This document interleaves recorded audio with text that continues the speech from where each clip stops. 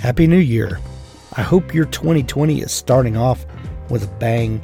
Thank you for listening to Author Stories through 2019 and all of the previous years. We had an amazing year last year and looking forward to doing bigger and better things this year. Before we get into the interview, we're going to thank a couple of sponsors who make the show possible. Please give them a shout out and look them up on Amazon and make sure that you tell them that you appreciate their sponsorship of Author Stories. At the end of the show, we're going to have an audiobook excerpt from Richard Fox's The Ember War. This audio clip is narrated by the one and only Luke Daniels. You're going to love this series. I love it so much. And Richard has been a great supporter and sponsor of the show, and we're going to show him some love. Listen to the audiobook excerpt. You're going to love it, and be sure to go to audible.com to purchase it. If you're not an Audible subscriber, you can get a free book just by signing up for a free trial at audibletrial.com/Hank. You get a 30-day free trial. You get the free book. If you decide to cancel your Audible subscription, you get to keep the free book, and it doesn't cost you a single penny. audibletrial.com/Hank, and listen after the show for the clip from Richard Fox. We're so happy to have our friend Crystal Pico Watanabe as a sponsor of the show. Crystal is one of the best editors in the business, and she has just debuted a new service that I think you'll absolutely love and will help you to up your writing game. Pico's School of Wordcraft and Editing has just debuted, and the first course is called Properly Punctuating Dialogue.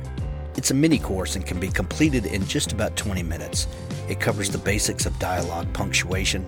Authors can get access to the new school and the course for free by signing up for Crystal's author newsletter, Notes from Pico. Go to picoshouse.com/newsletters. That's PIKKOSHOUSE.com/newsletters. More in-depth courses will be added in 2020. Make sure you don't miss a thing. picoshouse.com/newsletters. Unwilling Souls by Gregory D. Little. Books 1 and 2 are only 99 cents for a limited time. The gods are rightfully imprisoned, and Cess intends to keep them that way. But her terrorist father has other plans. Gregory D. Little's Unwilling Souls is a pulse-pounding chase through an epic fantasy world of adventure, sinister conspiracy, and a magical industrial revolution fueled by harvested human souls. Cess is the daughter of powerful parents who would very much like to kill one another and who therefore pretend she doesn't exist. An apprentice jailer of the gods, Cess spends her days learning to forge the tools needed to maintain the gods' prison. When her terrorist father attacks the prison on her 16th birthday, Cess is forced to flee after the secret of her parentage is revealed. Suddenly on the wrong side of the law, Cess realizes the very father who abandoned her may be the only one who can protect her.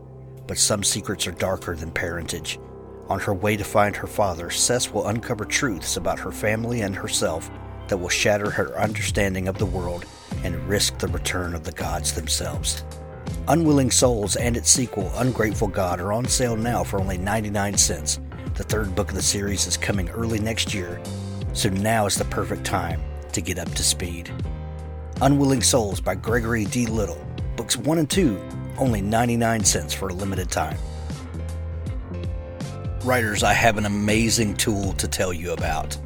A revolutionary writing tool for planning stories, Campfire Pro is what novelists need to go from the seed of an idea to a detailed plan that's ready to be executed.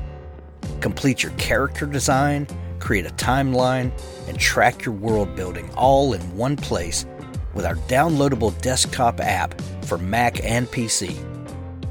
Without the annoying subscription model so many apps are using today. Visit campfiretechnology.com for special holiday pricing on Campfire Pro today. Who Wants to Love a Billionaire? Billionaires in New York, Book 1 by Laura Burton. Julie does not love being the center of attention. She makes dresses for those who do. But when Emily, her matchmaking friend, begs for a favor, Julie can't say no. It was supposed to be just one date. She never expected to kiss the guy, then fall head over heels for him. When threats start rolling in, it becomes clear someone will do whatever it takes to break them apart. Now she's in too deep, and walking away isn't an option. But with the paparazzi and drama involved, Julie cannot help but wonder, who wants to love a billionaire? Hollywood producer Harry Jackson is not an alpha male. He's goofy, sensitive, and will move mountains to make everyone happy. In fact, he requires a whole team of people to keep him from being robbed blind. Sometimes he even needs saving from his love of bad puns. But when an enemy threatens to jeopardize his chance at love, it's time to step up and fight. He's terrified, but the thought of losing Julie scares him more. Pick up Who Wants to Love a Billionaire? The Billionaires in New York, Book 1 by Laura Burton. Thanks for joining me again for the Author Stories podcast, where I bring you the story behind the stories and the storytellers. Today I'm really excited to have Brad Taylor back on the show. About a year and a half ago, Brad was on and we talked about his new book at the time, Operator Down. A fantastic book. He has a brand new release now that when you're hearing this is available everywhere in hardcover, audiobook, and Kindle edition. And it is the latest in his fantastic series, and it's called Hunter Killer.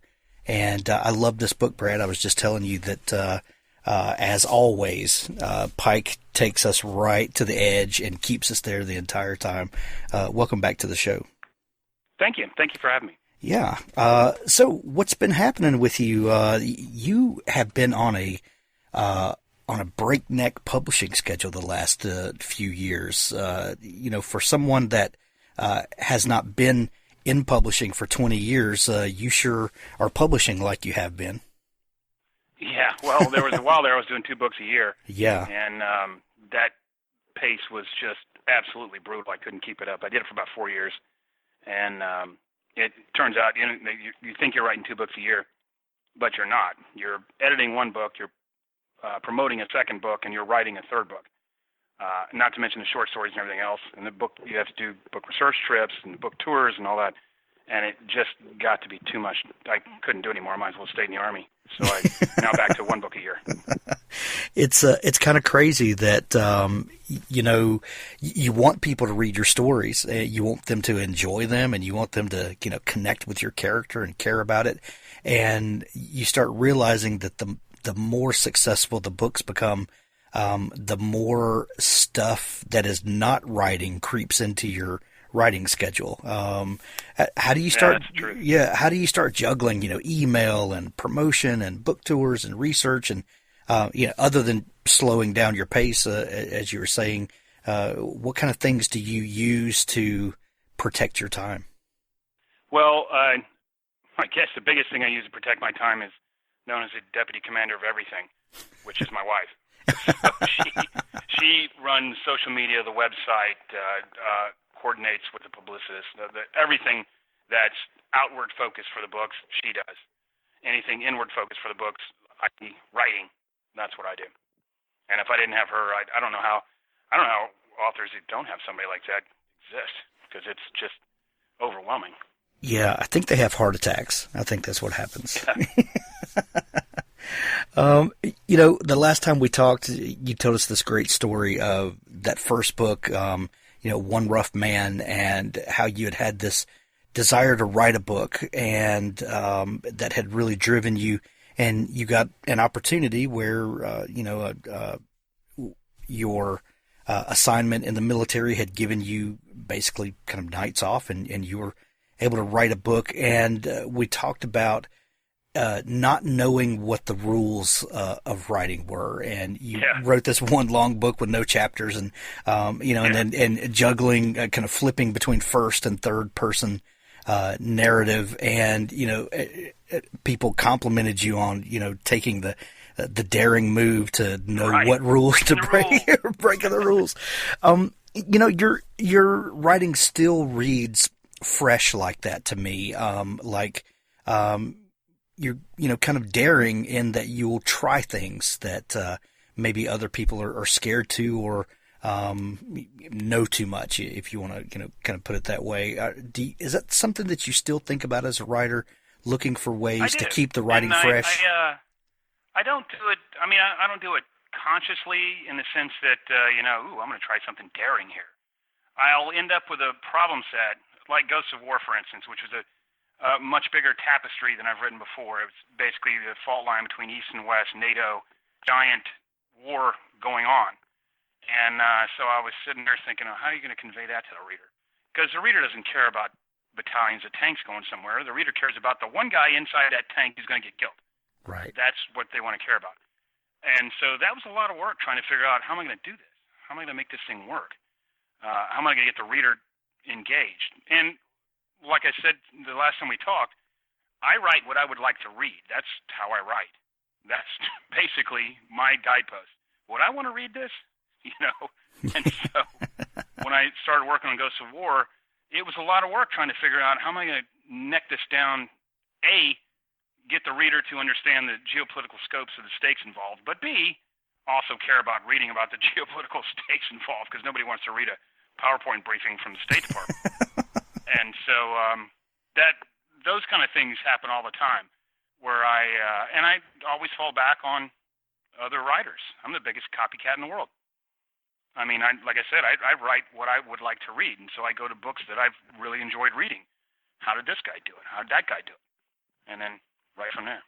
Well, you named some influences last time, and especially when we were talking about, flipping first and third person perspective, and Nelson DeMille was one of the people DeMille, that, yeah. His John Corey books, that's what I did it for. Oh, I mean, well, yeah. Why can't I do it? Yeah. Well, then I get your book in the mail, and Nelson DeMille has blurbed the front cover. That has to be surreal for, for a fan of his work, and someone that you hope to emulate, to have him say, you know what, Brad, this is an excellent book. Yeah. I was at a conference, not a conference, actually at a club in New York City. They'd invited me to come there from completely unrelated.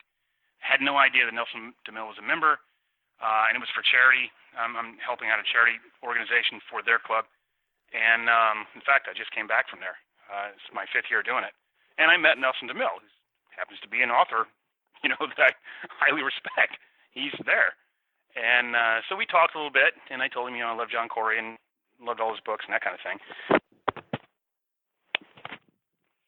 And then we started just chatting, and one thing led to another. And he said, "Well, because I didn't want to offer him the book." He said, "Yeah, I'd like to see your book," and so I gave him a copy, and the rest is history. And when Nelson DeMille says that, you give him the book. Exactly. Oh man, Brad, for people that are not familiar with your work and maybe coming in as they're listening to this, tell them who Pike Logan is and where this character came from. He's kind of an amalgamation of people I served with.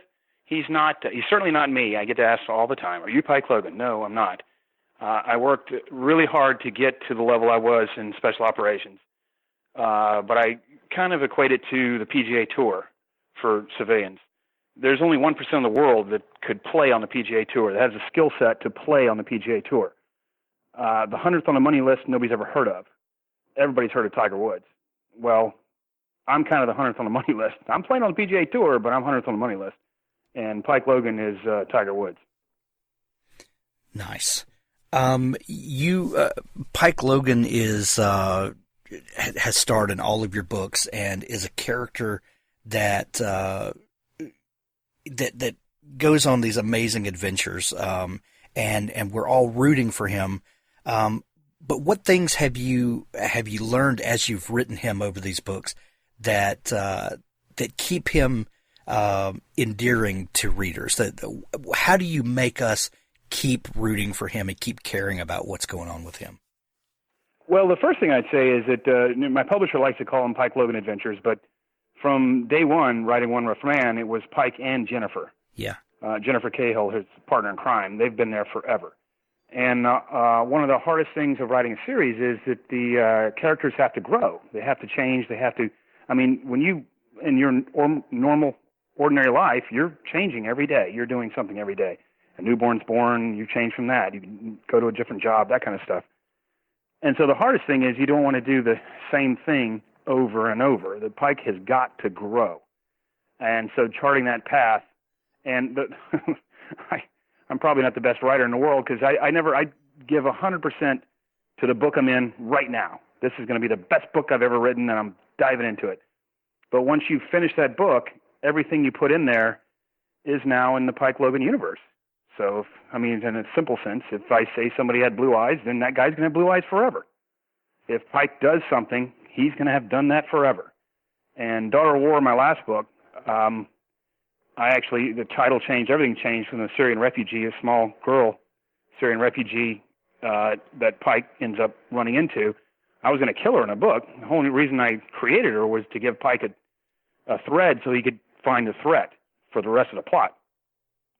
By the time those two met in the book, I liked her too much, so I didn't kill her. I'm like, I don't want to kill her. I want her to keep going. And so I had to really struggle to make sure that she, as a character, could contribute to the plot, because she can't just be sitting there holding on Pike's coattails the whole time, and she's got to do something for the plot. Well, when I finished the book, which is, I personally think, one of my best books, now I've created Amina. She's there. So now I'm writing Hunter Killer, and I'm like, well, I can't just, have her disappear. Everybody knows she's there. And so that's kind of the hardest thing, is to make sure that the characters are growing through each novel, but every time you do, you box yourself in further and further with everything you've said in the past. Right. You served in the military, as you said, and you were even commander of Delta for a time. No, I wasn't the commander. I was a commander. A commander. Yeah, what I was trying to say. Yeah. When you start thinking of new story ideas, you obviously have been around the world and seen things, and had adventures of your own. How do you keep new scenarios to put Pike into, and are they informed by things that you've done? Are you doing new research? Is there kind of an amalgam of the two? How does a new scenario and threat come to you? Yeah, I'll be honest with you. I was worried about that by book 3, when I went to 2 books a year with my publisher, and he was like, "Hey, we're going to put a book out every 6 months." And I said, how many times can Pike save the world here? I'm going to have to expand this and do something different. I can't just do.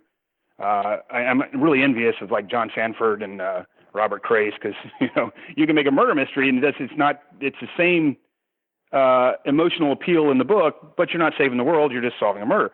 And so I said, I'm going to have to branch this out. Pike can't just save the world every 6 months. And I was really worried about it. Well, as it turns out, the world is a strange place. And I get feeds. I still do security consulting, and so I get feeds every morning from all over the world, and I read them. And most of them never make the United States news, at least the mainstream media. But some of them, they pick my interest. I'm like, what happened over there? They did what? And so I start reading about it, and I'm like, if I wrote this in a book, nobody'd believe it. And then a story starts. That's how it happened with Hunter Killer, actually. I had, there's a private military company called Wagner out of Russia. They're basically Russian mercenaries that are all over the place. They're in Central African Republic, they're in Libya, they're in Syria. And I had them in Daughter of War as a tangential kind of antagonist thing. And because I still had the feeds up, I saw that they went to Venezuela. And they were helping to protect the dictator down there and all the unrest that's going on. Russians sent a bunch of mercenaries in there. And I said, well, that's kind of interesting. And so I started studying it more, and I fell into the Brazilian election, which was going on when I was down there, which was an absolute circus. It was just a mess. And they also discovered the largest offshore oil fields in the 20th century were offshore of Brazil. And I said, holy moly, that's a story there. And so that's where the plot came from. When now, obviously, because of the consulting work that you do, you have access to information that a lot of us don't have readily at our fingertips, but we do have the internet. And I would imagine if you dig around, you can find more than you think you can. Yeah, definitely. But what is a mixture of your security briefings, that type of information, and on-the-ground research? How do you balance? How much on-the-ground research do you need in writing a book? For me personally, and other people can probably do it without it, I have got to get on the ground. I can't get we used to have a saying called sight, sound, smells of the battlefield before you went on a patrol. You wanted to know what the population was like, everything. And I can't do that from looking at Google Earth. And so for me, if I can get on the ground, I definitely do. For instance, for Hunter Killer, there's not an actual spot in that book where I haven't put my foot on the ground. And you learn just so much about the culture, about the country itself, things that you wouldn't know unless you went there. You would think you would know it. And a lot of times when I'm writing a scene, we used to also have a term in the military, mirror imaging, which is basically you project on the enemy what you would do. Well, he's the enemy. He's not you. And I find when I'm writing, I do kind of the same thing. I make everything, this is what I would do if I was in that country. Well, then once you get on the ground and you're like, holy moly, I would never do any of this stuff. This is what they're doing. And you learn the culture. And I have to get on the ground to do it. Wow. But that's what makes your book so visceral. And, when you finish one of your books, you feel like you've been there. Your nerves are a little raw, but you know what the place smells like. And yeah, and that's actually some of the best emails I get are from people from foreign countries who have done the research on. Like Bratislava, I had some people email me from Bratislava saying, you really captured the city. And I'm like, wow, that's kind of cool. Right. Well, like you were saying, for thriller writers, thank God the world is a crazy place, because there's unbelievable crap going on every day. In a weird political climate, like we find ourselves in America, and Britain, I guess, some too. Do those things that are happening in real life politically, do those ever concern you as a writer? And do those kinds of things ever find their way into your stories? No, absolutely not. We're so polarized now that I set out to write. I don't like reading somebody else's political views in a book. And whether it's pro my side or con my side, whatever it is, just give me a story. I don't want to hear your political views. And I never, ever, ever put politics in my books. Absolutely not. People find politics in the books. It's kind of funny. I had what book was it? Maybe. I'll put her down. Secretary of State gets killed, and he's this 5'5" fat guy with a mustache. And somebody emails me and says, "Yeah, looks like you got rid of John Kerry." I'm like, "What? What? How did you get John Kerry out of that?" But people want to see stuff in it. But I don't do politics in the books. I do national security in the books. That's where the cut line is. And I'll talk about politics in the sense of it's a brutal slugfest type stuff from what I've seen working inside the sausage making factory, but I don't put any kind of actual politics in the books. Yeah. It's smart on several fronts, but especially the way the tides are turning, you definitely don't want a story that dates itself. If things don't go the way you predicted, that's for sure. Yeah. Speaking, that's actually kind of the hardest part about writing. You write about current events, or at least I write about current events. And the problem with current events are that they're current. And so anything that can go wrong will go wrong. And that's actually the reason I started writing 2 books a year, because I would get my books in 6 months early because I was doing security consulting. And I was like, get my book out. And they were like, you're not our only author, Brad. I'm not sure you realize that. And so your book's not come out for 6 months, and that's when it's going to come out. Well, there's been several times. Enemy of mine, there's a guy named al-Asiri in Yemen who is a master bomb builder. He built the underwear bomb. He built the printer cartridge bombs. He built the bomb that the guy had up his rectum and blew himself up in Saudi Arabia trying to assassinate the king. He's a real guy. And so I put him in a book, master bomb builder.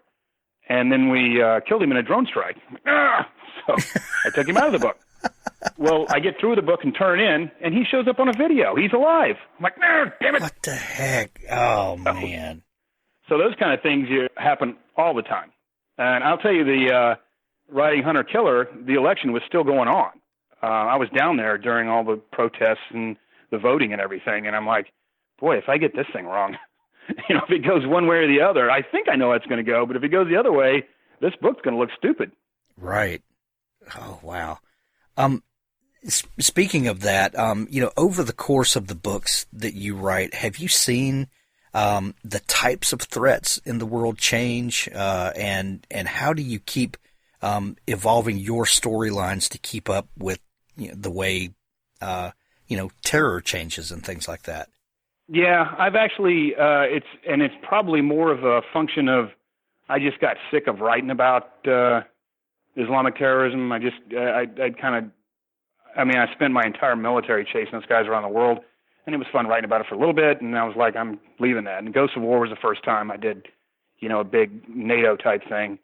And this one in Brazil, same type thing. I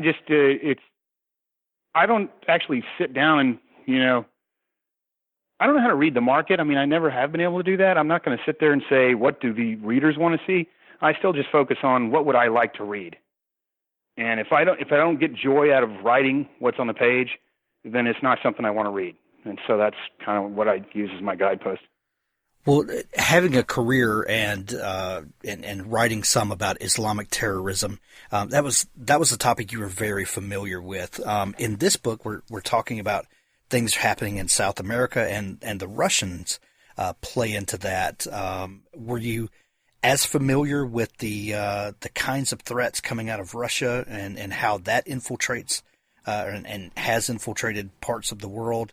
What do you do to kind of bone up on this new and different threat, kind of an old threat? Yeah, it's kind of a old is new again thing. I mean, when I first joined the Army, we were in the Cold War, and the Fulda Gap was the big thing, and the big threat was the Soviet Union.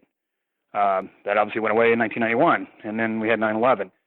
So I'll tell you that probably the easiest thing to say is that manhunting is manhunting.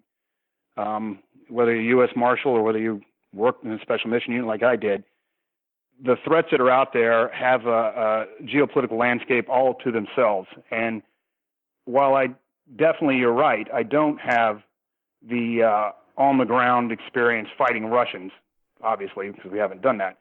But I think I can, convey it well enough just by chasing some terrorists.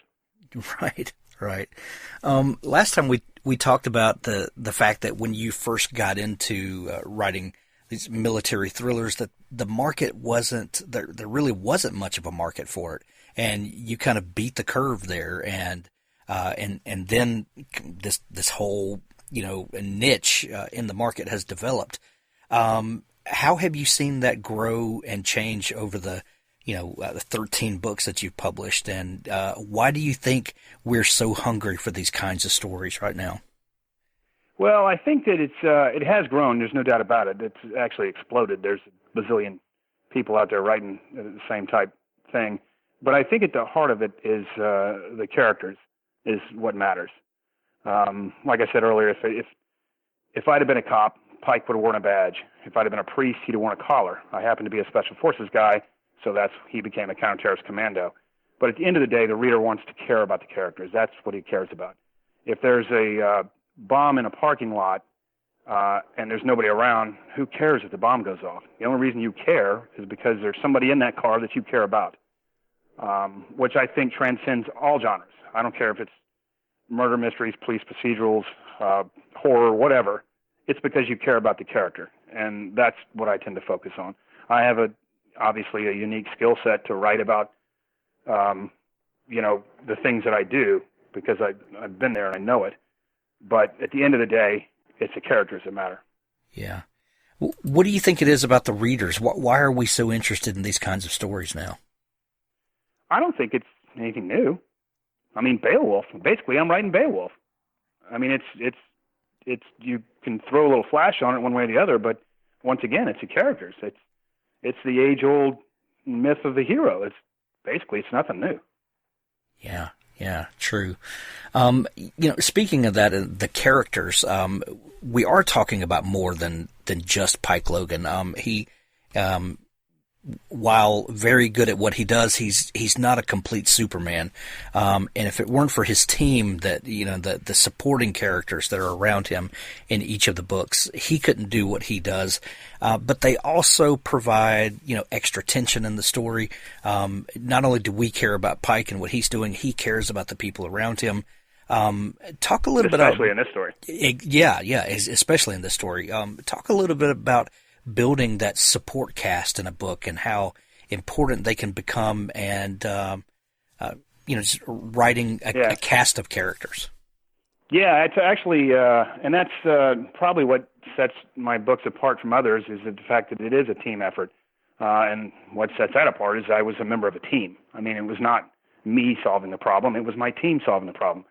And so when I started writing a story, I wondered, once again, what would I like to read? But on the other hand, I don't want to read a bunch of fluff. I don't like reading fluff that's fake. So I said, you got to make this real. And so I built the team. And those guys ended up, some of them are much more important than I ever intended. In fact, this is a spoiler alert if anybody wants to hear it. I ended up killing Decoy in Days of Rage, and I built that character up from the ground up. And he's a great guy. And I, to this day, regret doing it. Boy, do I still get hate mail about it. But, combat is combat, and sometimes people die. And so he died in a book, and it really caused some consternation. Because once you build the characters up, I mean, I have fans that like each individual character. There's going to be I'm going to get some hate mail. Don't give me spoilers away from Hunter Killer, but I'm getting some hate mail over that one, I'll tell you.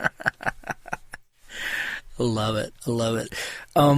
With this being your, is this your 13th book, Hunter Killer? Hunter Killer is my 14th. 14th, okay. So 13 before this one. When, over the course of your writing career, obviously you've gotten better at what you do from that first book and that experience of writing that. Has your planning process changed over the years, and do you approach the pre-writing differently now than you used to? I do and I don't. I mean, it literally changes for every book. I'd like to say I have some kind of process, but I don't think I do. I mean, the main process is first trying to figure out, what am I going to write about? I need a threat. My wife actually calls it the 12-step writing process for Brad Taylor, which the first part of the step is, we're doomed. I've got nothing. And then it goes on to step 3, which is, I hate this book. There's no heart to it, which is basically, I'm in step 3 right now for book 15. There's no heart to it. I hate this book. I don't like it. And then it goes all the way through step 12, where I read the book and I'm like, did I write this? It's a pretty damn good book.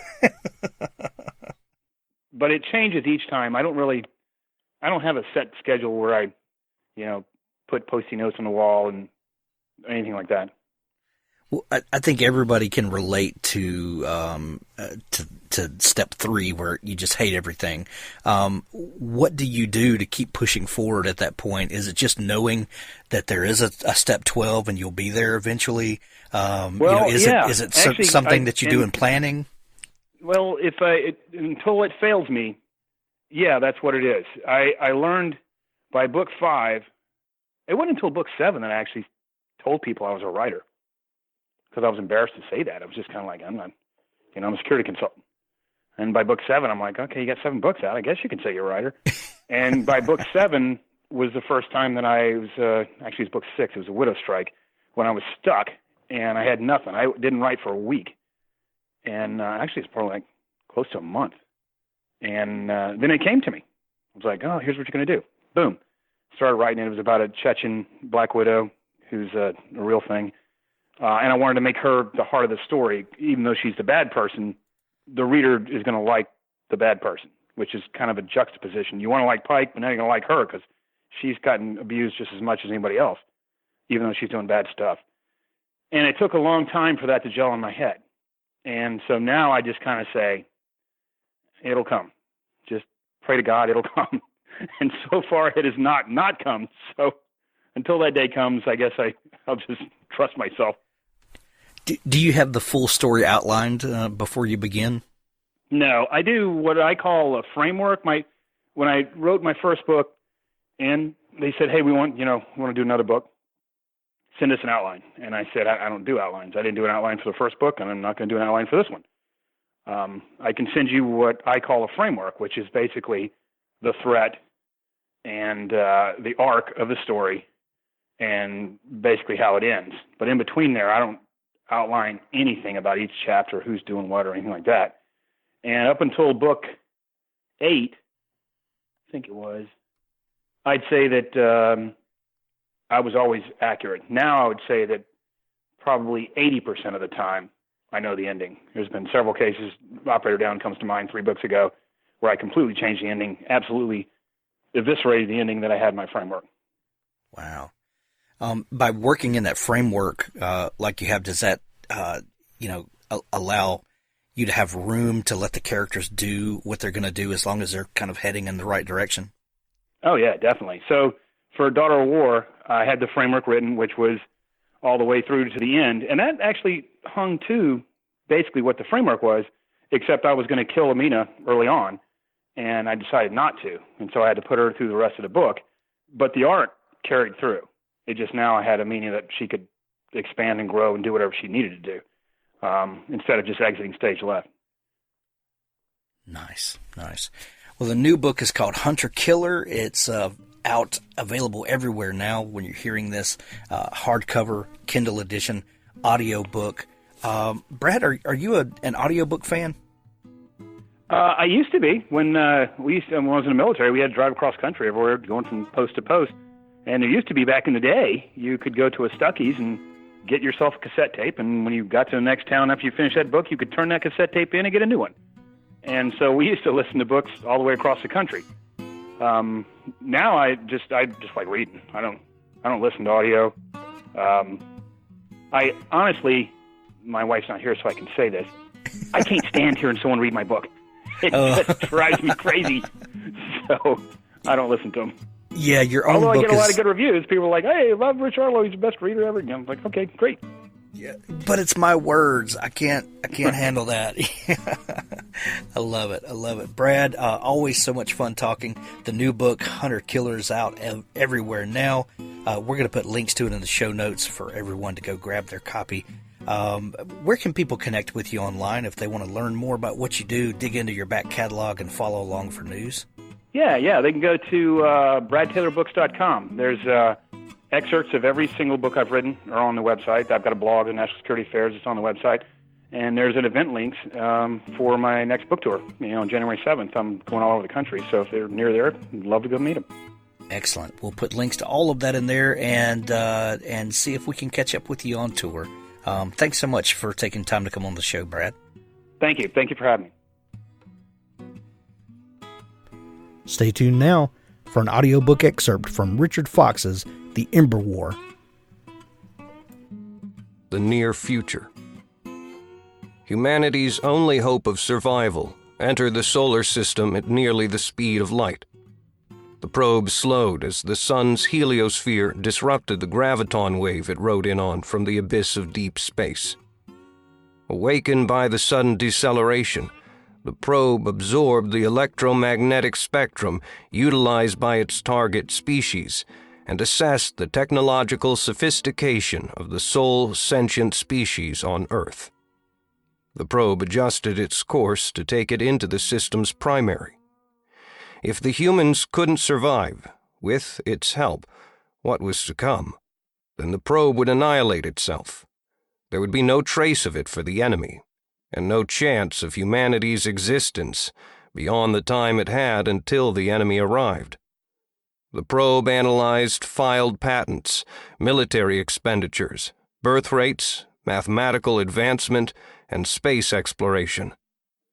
The first assessment fell within the margin of error of survival and extinction for humanity.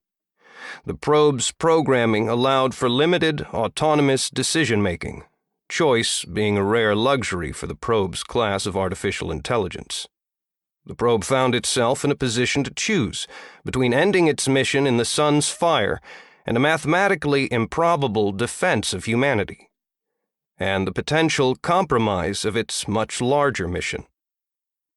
Given the rare opportunity to make its own decision, the probe opted to dither. In the week it took to pass into Jupiter's orbit, the probe took in more data. It scoured the internet for factors to add to the assessment, but the assessment remained the same.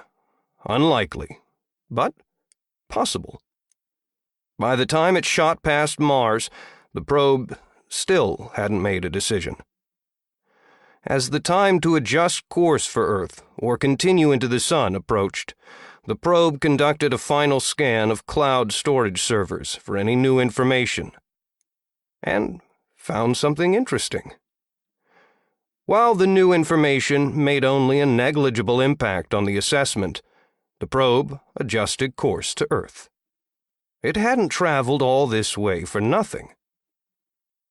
In the desert south of Phoenix, Arizona, it landed with no more fanfare than a slight thump and a few startled cows. Then it broke into the local cell network and made a call. Mark Ibarra awoke to his phone ringing at max volume, playing a pop ditty that he hated with vehemence. He rolled off the mattress that lay on the floor and crawled on his hands and knees to where his cell was recharging. His roommate, who paid the majority of their rent and got to sleep on an actual bed, grumbled and let off a slew of slurred insults. Mark reached his cell and slapped at it until the offending music ended. He blinked sleep from his eyes and tried to focus on the caller's name on the screen. The only people who'd call at this ungodly hour were his family in Basque country, or maybe Jessica in his applied robotics course wanted a late-night study break. The name on the screen was Answer Me. He closed an eye and reread the name. It was way too early, or too late, depending on one's point of view, for this nonsense. He turned the ringer off and went back to bed. Sleep was about to claim him when the phone rang again, just as loudly as last time, but now with a disco anthem. "Seriously?" his roommate slurred. Mark declined the call and powered the phone off. He flopped back on his bed and curled into his blanket. To hell with my first class, he thought. Arizona State University had a lax attendance policy, one which he'd abused for nights like this. The cell erupted with big band music. Mark took his head out from beneath the covers and looked at his phone like it was a thing possessed. The phone vibrated so hard that it practically danced a jig on the floor, and the screen flashed Answer Me over and over again as music blared. "Dude," said his roommate, now sitting up in his bed. Mark swiped the phone off the charging cord, and the music stopped. The caller's name undulated with a rainbow of colors, and an arrow appeared on the screen, pointing to the button he had to press to answer the call. When did I get this app? He thought. Mark sighed and left the bedroom, meandering into the hallway bathroom with the grace of a zombie. The battered mattress he slept on played hell with his back and left him stiff every morning. Dropping his boxers, he took a seat on the toilet and answered the call, determined to return this caller's civility with some interesting background noise. "What?" he murmured. "Mark Ibarra. I need to see you." The voice was mechanical, asexual in its monotone. "Do you have any friggin' idea what time it is? Wait, who the hell is this?" "You must come to me immediately. We must discuss the mathematical proof you have stored in document title This Can't Be Right, doc. Mark shot to his feet. The boxers around his ankles tripped him up, and he stumbled out of the bathroom and fell against the wall. His elbow punched a hole in the drywall, and the cell clattered to the floor. He scooped the phone back up and struggled to breathe as a sudden asthma attack came over him. How? He couldn't finish his question until he found his inhaler in the kitchen, mere steps away in the tiny apartment. He took a deep breath from the inhaler and felt the tightness leave his lungs. That someone knew of his proof was impossible. He'd finished it earlier that night and had encrypted it several times before loading it into a cloud file that shouldn't have been linked to him in any way. "How do you know about that?" he asked. "You must come to me immediately. There is little time. Look at your screen," the robotic voice said, His screen changed to a map program displaying a pin in an open field just off the highway connecting Phoenix to the suburb of Maricopa. Come. Now. Mark grabbed his keys. An hour later, his jeans ripped from scaling a barbed wire fence, Mark was surrounded by desert scrub. The blue of the morning rose behind him, where his beat-up Honda waited on the side of the highway. With his cell to his ear, Mark stopped and looked around before deciding how to continue. Spiked ocotillo plants looked a lot like benign mesquite trees in the darkness. A Native American casino in the distance served as his North Star, helping him keep his bearings. "You're not out here, are you? I'm being punked, aren't I?" he asked the mysterious caller.